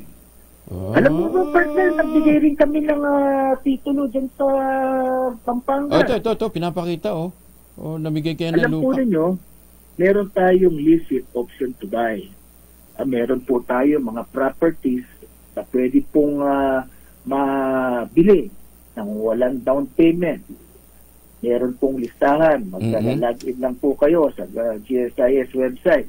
At as long as you're a resident of the Republic of the Philippines and 18 years of age at may pagkakataon na kayo makapagbayad, ay pwede na po kayong mag-apply po niyan. Sapagkat meron hong mahigit na mga 160,000 na mga properties. Noong pa panahon na nagkaroon ng foreclosure dahil na tumutulong ang GSIS noon po sa mga developers, sabi natin, imbis po na nakatiwangwang ay maibigay na po namin sa kanila. Ito po yung na-discover rin namin habang kami nag-iikot at nakikinig sa mga stakeholders namin. Sabi nila, paano naman ho namin mabibili yan? Cash payment, full cash payment. Wala nga ho kaming cash. Correct. Kahit nga ho pang down payment, wala ho kaming pang down payment.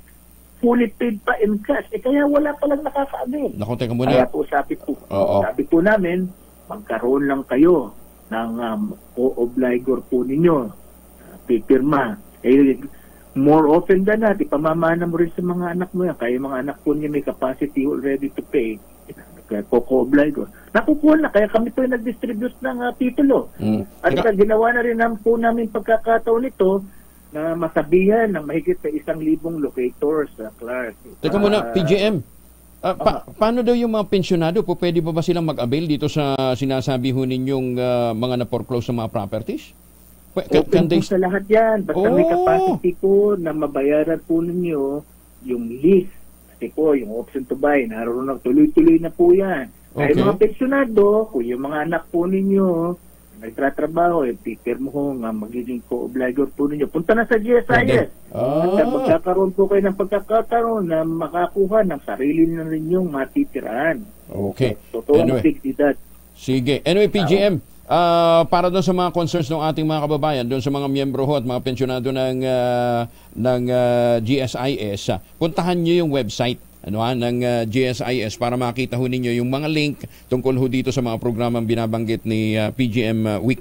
In the meantime, PGM, again, congratulations. Maraming salamat at ako na mag-aanyaya sa kanila. Every Tuesday and Thursday dito po sa DCRH, tutukan din ho ninyo yung programang GSIS Ginhawa for All. Kasama ko rin dyan si PGM Week para mapag-usapan ng mga programa at mga proyekto ng GSIS. In the meantime, pwede na kayong mag-jogging, PGM. Maraming salamat, partner. Pwede na kayong mag-exercise. Gusto ko lang po paalala po ulit bago ko magpaalam yung mga locators po sa Clark Air Base sapagkat lahat po ng mga yan by law nag-i-insure po sa amin. Sa inyo? Po natin yan. Okay. Oo, at pinangako po namin, titigan namin kayo ng napakagandang serbisyo sapagkat i-insure po yan by law sa GSIS. At ang maganda po niyan, GSIS is the biggest insurer in the country at pinapangako ko po na sa inyo ng serbisyo po ay gagawin namin talagang the best for all of you. Hindi lang Clark. Paano yung Subic? Paano yung iba pang mga export processing zone? 2 weeks ago po, nasa Subic po tayo. Kinausap din natin mga locators. Ikutan po natin lahat po ng mga locators. So, dapat pala sa inyo sila nag-i-insure? Sa GSIS lamang po. Oo. Bakit ngayon yung iba sa labas? Ay, hindi po siguro po nila nalaman. At ang ginawa po natin, nung tayo po nailagay sa tungkulin ito, pinag-aralan po natin kung anong mga responsibilidad namin at anong mga batas. At kung nakita po namin ito, atin pong in-implement. Sige. PJ, maraming salamat ulit. Thank you. Thank you for the time. Maraming salamat, partner. Congratulations. To all of your listeners. Salamat po. Si President at General Manager Vic Biloso ng GSIS. Para ho doon sa mga katanungan, doon ho sa mga nagte-text ho sa atin, puntahan nyo na lamang ho doon sa website ho nila. Yung iba sinasabi nila, ang hirap daw mag-apply. Baka yun yung dating sistema. Ngayon bago na ho Parang yun sa pag-ibig. Di ba? Dati ang hirap mag-avail ng mga benefits sa pag-ibig. Ngayon pala, Malo, di ba? Pwede mo nang yung mga nag-mature ng MP2, pwede mo nang i-claim. Magaling. Paano ka nag-claim? Pumunta ka lang doon, dala mo yung number mo, diretso ka na doon, okay na. Ganun kasimple. Kahit wala kang ID, paano kung walang ID? Kasi hindi ko mahagilap ID ko any government ID. Government issued ID. Passport pwede. Ayun lang, okay. Tsaka yung number. Okay na. Ayos Magkano na bro mo? 3 million? Grabe, 2.5. Grabe. Interest pa lang yun Daming pera ni Malu Maganda umaga, Pilipinas! Kaya pala magpapabreakfast. 26 na makalipas ang alas 5 na umaga. Ito muna ang ating mahiwagang tunog. Nagkakahalaga ngayon ng 6,000 piso. Mahiwagang tunog.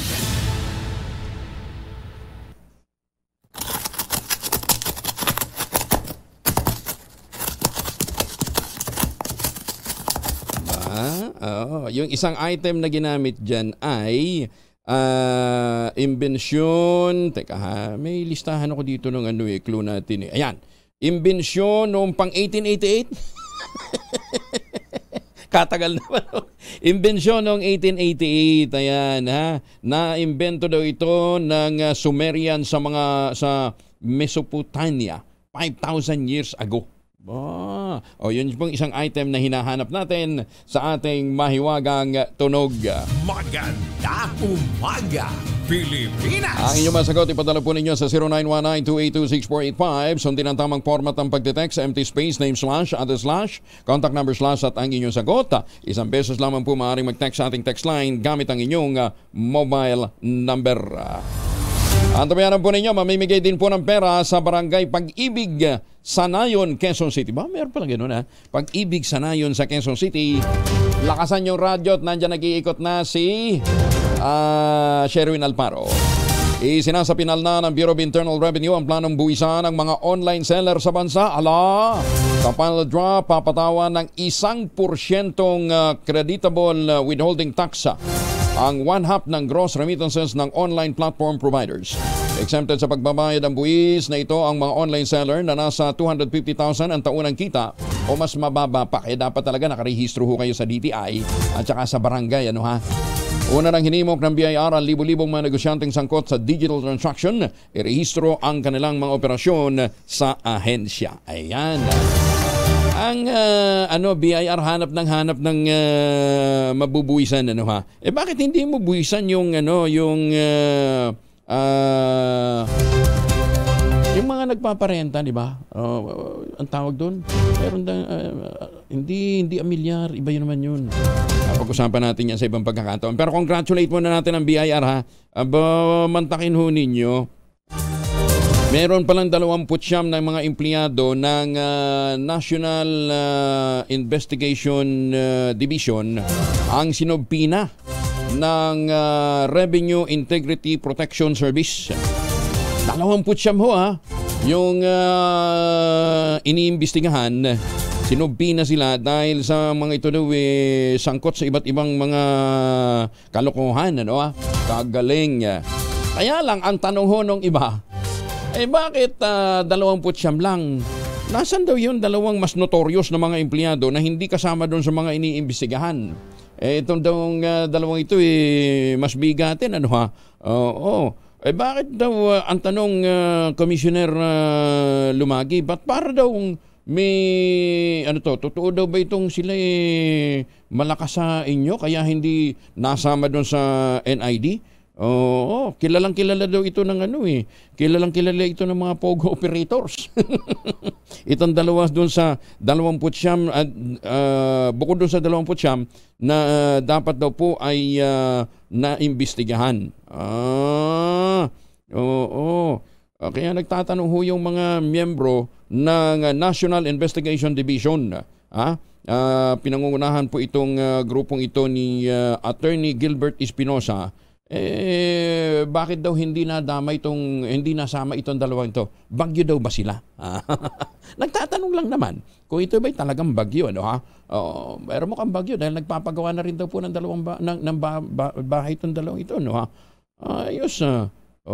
Nakakausap ko nga din yung anak ng isang kilalang POGO operator, sabi niya, ako mismo naghahatid ng pera dyan malupit Tsaka pala, kaya hindi nahahabol na rin yung ibang POGO operators. Ang quota pala nito, sabi ho sa nung mga nung mga nakakaalam, nasa mga 50 million per operator a month. Lagot kayo. Hahabulin kayo ni Commissioner. Magandang umaga, Pilipinas! Para ho doon sa mga napupuyat dahil sa pagbibilang ng kanilang offshore funds. Welcome back doon sa mga bumiyahe at dinalaw yung kanilang mga foreign bank. Pinagdepositehan. Kumusta na kayo? Anyway, ayon sa mga pag-aaral, Ang sleep deficiency o puyat at stress, gaya ng binabanggit natin kanina, nagiging sanhi po ng obesity, poor sexual performance at depression, o pwede rin mag-trigger ng hypertension at diabetes. Kaya ang kinakailangan daw po talagang pahinga, sapat na tulog, at hindi lang ordinaryong tulog. Dapat mahimbing na tulog, magandang tulog para may magandang gising. At dyan nga natin kinakailangan ng Ultabayo. Ang Ultabayo po ay nagtataglay ng postbiotic. Ito po naman postbiotic, diniskubre ng mga inaral at tinuklaso ng mga dalubhasa dyan po sa Japan para matulungan po yung ating mga kababayan na maibus ang kanilang immune system. Yung ginawa naman ng Theoxis Health Ventures, nilagay po ito sa isang capsule at ginawang tinawag na Ultabayo. Rekomendado po yan ng mga doktor at lisensyado mula sa Food and Drug Administration. Available sa 0917-110-6580. Pwede rin ho sa Lazada, Shopee at TikTok. Pero pinakamaganda, magtanong ho kayo doon sa mga nakastandby ng mga doktor, mga dalubhasa. Diyan po sa 0917-110-6580 para magabayan din ho kayo kung ano bang tamang pangangalaga ng ating kalusugan. Sa panahon ho ng stressful na buhay, pabago-bagong panahon, kakulangan ng tulog, kailangan ho natin ng kaagapay.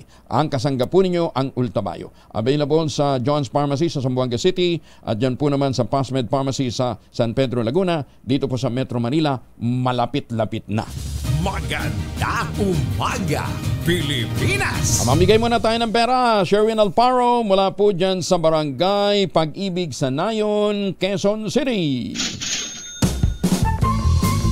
Dahil malakas ang kako makinig sa DZRH, malakas ka rin sa amin. Itodo nyo na ng malakasan ang inyong radyo at makakaina ang matiyempuhan ng aming roving reporter na nakikinig o nanonood sa DZRH. Instant, mananalo ka ng malakasang 1,000 pesos sa DZRH Malakas Promo, hatid sa atin ang kauna-unahang radyo sa Pilipinas, DZRH. Una sa Pilipinas, una sa Pilipino. Alas 5:34, sinong nahuli mo, Sherwin Alparo? Yes, Angelo, dito sa Marvex Drive, dito sa may bahagi ng Barangay Pag-ibig sa Nayon sa Quezon City, andito merong poon ng San Jose sa Sherwin. Marvex. Sherwin, Yes. layo ka ng konti. Layo ka lang ng konti. Bakit? Sabi ng mga kaibigan, sabi ni Malu at saka ni Greg, baka daw umuso ka. Medyo nga, kaya nga ito pero tinutok sa pa rin nga sa volunteer Marvex chapter yung logo. Alam mo, ang aga-aga, kaya aga-aga, wala pang araw. Tignan mo naman, namimigay na tayo ng pera. Sige. Itong Nora Eatery, yan. Ikaw pa si Ate Nora?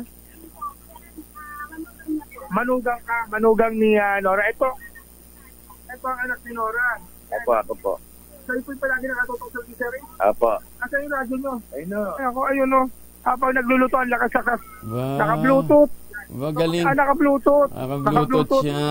Oo. Kaya lang pero isa pang radyo rito. Maliit yan, ano na to? Naka-charge. Naka-charge. Pag naka-charge yung radyo, nagbo-Bluetooth. Ayun, habang nagluluto na aga. Ano ba luto na? Nakaluto na ng hotdog. Sino pala pinakikinggan nyo palagi sa inuana? Si Sir Angelo Palmones po. Si Kuya Angel Angelo Palmones, bigyan ka ito ng 1,000 pesos!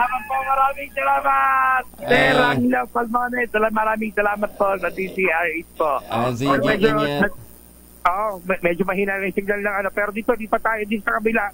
Tindahan din. Alam mo, Angelo, palaging malakas pala ang DCRH ito sa may Balingasa, saka sa may Marvex Drive, dito yan sa may Barangay Pag-ibig sa Nayon. Dahil itong katabing tindahan din mismo, ang lakas-lakas din ng radyo. Asan yung radyo nyo, nanay? Aba. Oo. Paano yan? Paano yan? Opo, araw-araw yan. Ayan. Araw-araw po. Sherwin. Ano mo, mami? Marites Balicero. Oo, si Maaling Marites. Paano yan, Sherwin? Naibigay mo ng 1,000? Di magbibigay pa tayo kasi ng isa pa. Parang malungkot ka. Sige, bigyan. Ang aga-aga, di ba? 2 kagad yung nahuli natin. Nadali ka. Araw-araw. Sige. At sino paborito mga announcer sa umaga? Angelo Palmones. Angelo Palmones! 1,000 yan! Para sa barangay Kagawad! Salamat po ng marami at mabuhay at si RS. Ayan, thank you. Maraming salamat din sa inyo, Ate Marites, na sa patuloy niyo pagtutok sa DZRH. Number 1 ang DZRH sa mga recent surveys. Kaya naman kami nagpapasalamat sa inyo nga patuloy na pagtutok sa DZRH. Thank you po. Maraming salamat, Angel. Thank you, ma'am. Salamat. Uy, Sherwin. Hindi man daw siya, Kuya Angel, nakahuli ng mahiwagang tunog. Nakahuli naman siya ng 1,000 ngayong umaga. Hindi ko in-expect ito. Salamat po. Mabuhay. Salamat. Sherwin. Takbo na lang tayong counselor ng ni Mayor Deo. Oo, Kagawad. Pwede na tayo tumakbo talaga. Barangay Star City. Di ba? Nakikinig sa akin, Jerry. Maraming salamat sa mga naka-tune in dyan. Maghintay lamang kayo, baka kayo nagsusunod na winan natin ang 1,000 pesos sa DZRH Malacash promo. Ours number 6, Sherwin Batalfaro, tuloy-tuloy sa pagbabalita, tuloy-tuloy sa serbisyo. Sama-sama tayo, Pilipino. Maraming salamat, Sherwin. Dahil malakas ang kako makinig sa DZRH, malakas ka rin sa amin. Itodo nyo na ng malakasan ang inyong radyo at makakay na ang matyempuhan ng aming roving reporter na nakikinig o nanonood sa DZRH. Instant, mananalo ka ng malakasang 1,000 pesos sa DZRH Malacash promo, hatid sa atin ang kauna-unahang radyo sa Pilipinas, DZRH. Una sa Pilipinas, una sa Pilipino. Malo, pwede ba humabol? Papal kami ng kandidacy ni Sherwin Alparo. Ako barangay kagawad ng si Sherwin barangay kagawad ng Star City. Barangay Star City. Akong SK representative. SK, sobra 40. Maganda umaga, Pilipinas. Mamimigay kami ng sige, pagka kami kumandidata sa Star City, Malo, mamimigay tayo ng tangerine chocolate. Ayan, para sa mga suki natin. Oy, baka kayo naghahabol pa ho ng pangregalo ngayong Pasko. Agahan daw ho ninyo ang pag-place ng inyong order para ho sa tangerine chocolate. So, bibigyan ng tangerine chocolate. Available sa 0919-0955-935. Produkto po ito ng mga magniniyog dyan po sa lalawigan ng Quezon sa tulong nga po ni Dr. Helen Tan. Ito pong mga magniniyog na dating umaasa sa Kopra, ngayon po yung mga MSMEs na. Ayan, nagpo-produce na ho sila ng tsokolate mula po sa quality beans na nanggaling po sa mga planting material na kakao galing Davao, itinanim sa ilalim po ng mga nyugan. Kaya ngayon, meron na ho silang pinoproduce na tangerine chocolate. Yung iba't ibang mga variants, pwede ho ninyo i-check sa tangerinechocolate.ph. Pero pinakamaganda, agahan ho ninyo ang pag-place ng order sa 0919-0955-935 para matugunan po yung inyo pong kinakailangang supply. Sabi nga po ni Dr. Helen Tan, sino bang magtatangkilik, sino bang susuporta sa mga produktong Pilipino, kundi ang kapwa Pilipino. Maganda umaga, Pilipinas! Sino ang cabinet official na hindi na isasama sa mga importanteng foreign trip dahil ayaw siyang kasama ng economic team ng Pangulong BBM? Kawawa naman tong cabinet member na ito. Suplado kasi. Hindi naman pogi. Hindi, suplado daw kasi hindi marunong hindi team ka-team player nitong economic team ng Pangulo. Syempre, ang Pangulo pagka bibiyahe, di ba? Ang kinakailangan niyang bitbit dahil mga investor yung kakaharapin, ang kakausapin. Syempre, kinakailangan yung kanyang economic team. O kaya pagka OFW, Department of Migrant Workers, o kaya pag peace and order, syempre yung DILG. Oo. Ito, equally important din yung kanyang agency. Kaya lang, hindi ko nababalitaan. Non-performing kasi ngayon Kaya ayaw niyang isama mismo ng mga kasamahan ho niya sa gabinete. Ay, wawa naman. Isolated pala itong mamang to, Oo. Sino naman yung cabinet member na ayaw daw mag-appoint ng mga key official na galing sa UP Diliman? Suplado! Maganda umaga, Pilipinas! O baka kayo ho lalapitan ng mga nagbibenta ng property dyan sa Amihan Cove Resort, dyan sa San Narciso, Quezon. Ingat ho kayo at baka madali ho kayo ng scammer. Ala pa hong permit yan mula po sa sa HLURB, Alahong permit yan para makapagbenta. Pangalawa, kine-question ho yung pagpamumutol ho nila ng mahigit 1,000 punong nyog. Bagyo, no ha? Yung pamumutol ho nila ng bakawan. Ito daw palang si sino kayong protector nitong si Ryan Gua? Okay, ito. Bakit ang lakas ng loob na mag-develop ng property ng walang sapat na ECC, at walang permit galing sa HLURB. Nagbibenta, no ha? Ay, baka madali ho kayo nito ha. Ingat-ingat ho kayo ha. Marami hong ganyang klase ho ng mga manloloko ngayon. Andiyan na. Teka muna. Si Ginoong Jack Jacinto, ang Manager for Media Affairs ng Pag-ibig Fund. Marami kasing nagtatanong sa atin tungkol ho doon sa MP2. Sir Jack, magandang umaga po sa inyo. Magandang umaga, Sir Angelo. Magandang umaga din po sa lahat ng nanonood at nakikinig po. Ayun. Ano daw bang requirement pagka tawag dito? Nag-mature na yung MP2 mo? Maganda po na nabanggit po ninyo na maraming nagtatanong tungkol dyan sa ating MP2 savings. At ang tanong ho, pagka ho nag-mature ang MP2 savings ng isang miyembro, pwede ho niyang i-file for withdrawal. Pwede pong online, Sir Angelo. No? Online lang? Pwede na? Pwede pong online via virtual Pag-ibig, yung pong ating online service. Basta po meron siyang Pag-ibig Loyalty Card Plus, yung pong ating discount card and cash card, para dun ho ipasok yung kanyang matatanggap. Hindi, teka muna. Kung nawawala mo yung card mo, paano yun? Alam mo naman yung number mo. Pwede naman po kayo sa branch po natin, sa Alingmang Pag-ibig Fund branch. Dun po, manual application po, over the counter. Meron pong withdrawal form, at saka po yung ID, ilalakit nyo lamang po doon. Tapos yun po, may ipaprocess na ho namin yun. Galing. So yung 100% ng diniposit mo plus the interest, makukuha mo ngayon? Tama po.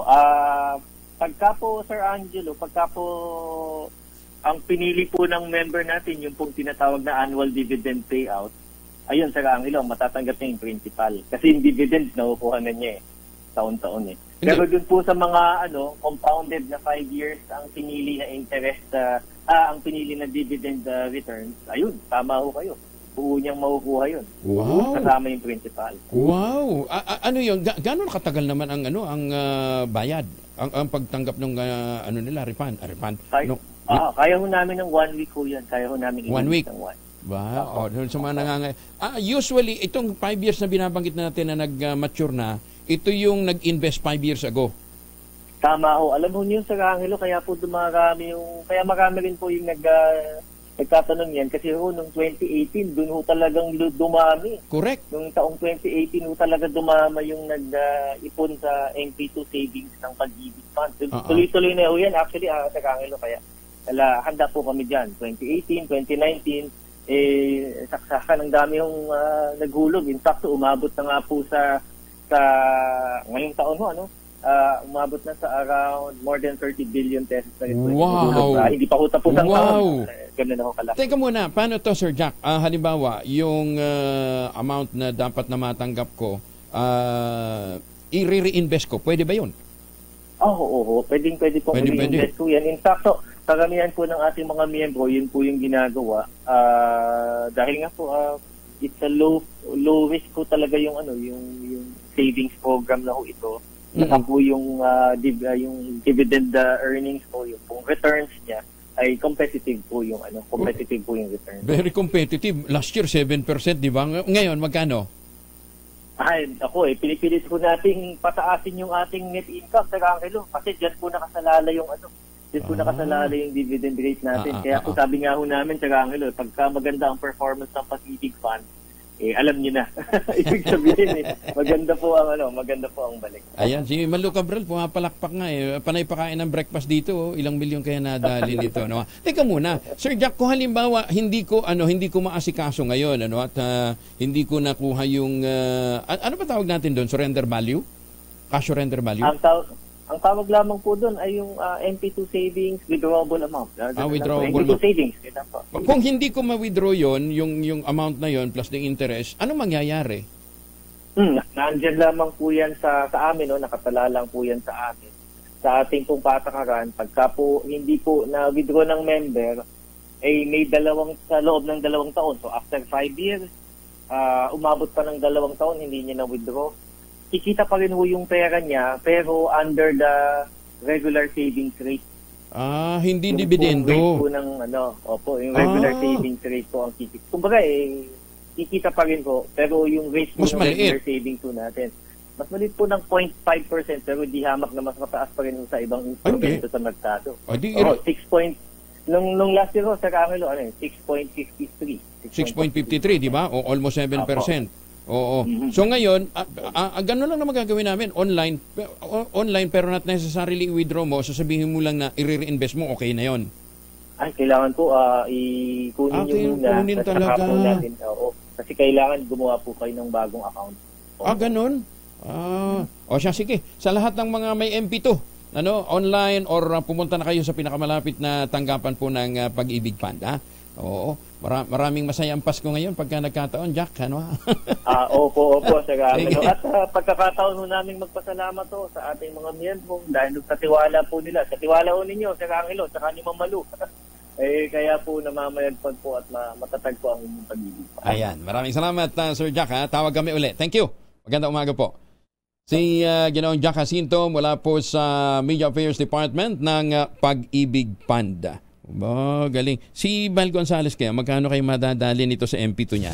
Maganda umaga, Pilipinas! Gabay sa maglilinis at magpupunta sa mga sementeryo sa QC ngayong Undas, inilabas na ng Quezon City Government. Detalye mula kay Val Gonzales, RH by Val. Good morning, Kuya Angel. Mula sa susunod na araw ng Martes, Oktubre 31 hanggang Nobyembre 2, ipagbabawal na ang interment o paglilibing sa mga pampublikong sementeryo at kolumparyo sa Quezon City. Ito ang abiso ng lokal na pamahalaan ng Lungsod Quezon bilang bahagi ng mga paghahanda para sa paggunita sa Undas 2023. Sa ngayon ay pinapayagan na ang paglilinis sa mga sementeryo, maging ang magpinta at ang mag-ayos ng mga puntod at libingan, pero hanggang alas 5 lamang ng hapon ng Oktubre 30. Mula 31 ng Oktubre hanggang Nobyembre 2, bukas sa publiko mula alas 6 ng umaga hanggang alas 9 ng gabi ang Pagbag Cemetery at Lobaliches Cemetery. Samantalay sasara naman ang Baisa Columbarium sa nabanggit na mga araw maliban kung may schedule na cremation. Paalala ng lokal na pamahalaan na hindi pinapayagan ang private parking sa loob ng mga sementeryo at kolumbaryo. Pinapayagan naman ang mga vendors at iba pang mga micro-enterprises na mag-operate sa labas ng mga sementeryo sa araw ng Undas basta't sumunod sa mga lituntunin ng MDAT o ang Market Development and Administration Department ng City Government. Para sa kauna-unahan sa Pilipinas, DZRH, ako naman, Val Gonzales, tuloy-tuloy sa pagbabalita, tuloy-tuloy sa serbisyo. Sama-sama tayo, Pilipinas. Maraming salamat, Val. Philippine Army, nagpadala naman ng karagdagang tauhan sa BARM para sa barangay at SK election. Detalye mula kay Edniel Parosa, RH52. Edniel. Good morning, Kuya Angel. Halos 1,000 tauhan ng Philippine Army ang bagong ipinadala sa Bangsamoro Autonomous Region and Muslim Mindanao para sa barangay at sangguniang kabataan elections. Inilipad ng Philippine Air Force C-130 ang iba't ibang unit ng hukbong katihan sa Luzon at Mindanao para i-augment sa security operations ng darating halalan sa rehiyon. Ayon kay Army spokesperson Colonel Cerces Trinidad, kabilang sa mandato ng mga sundalo ay ang bantayan ng mga tauhan ng Commission on Elections, all deputies at iba pang government personnel, maging ang transport assets, communication system at equipment na gagamitin sa botohan. Bago ang deployment, madiin ang order ni Army Commanding General Lieutenant General Roy Galido sa mga tauhan itong paigtingin ng seguridad kasama ng Philippine National Police para sa karapatan ng taong bayan para bumoto. Ayon sa kapulisan ng BARM, 249 na barangay ang nasa red category ng election hotspot sa rehiyon. Una nang sinabi ng PNP na nagpasaklolo ito sa AFP dahil higit sa 70%. Ang 361 na nasa red category ng buong bansa ay nasa nasabing lugar sa Mindanao. Para sa kauna-unahan sa Pilipinas, DZRH, ito si Edniel Parosa. Tuloy-tuloy sa pagbabalita, tuloy-tuloy sa serbisyo. Sama-sama tayo, Pilipino. Maraming salamat, Edniel. Samantala, 20 units na lamang po natitira dito po sa mga units ng available sa GE Tower 2. Ito po ay 50,000 pesos all-in down payment dahil nga po per month. Kaya lang humabol na ho kayo dahil 20 units na lamang po ang natitira. Ito pa rin ang pangarap na magkaroon ng sariling bahay sa presyong abot kaya. Makipag-ugnayan sa 0996-501-5555 o sa 0947-434-5555. Puntahan ho ninyo ng personal, makita ho ninyo kung gaano ho kaganda yung kanilang mga amenities. Sabi nga ni Ginoong Nico Belenche, stop renting, start owning. Kuya Angel po, ang Palamonas, nag-iwan sa inyo ng isang magandang umaga, magtanim na kawayan para sa kalikasan at kabuhayan.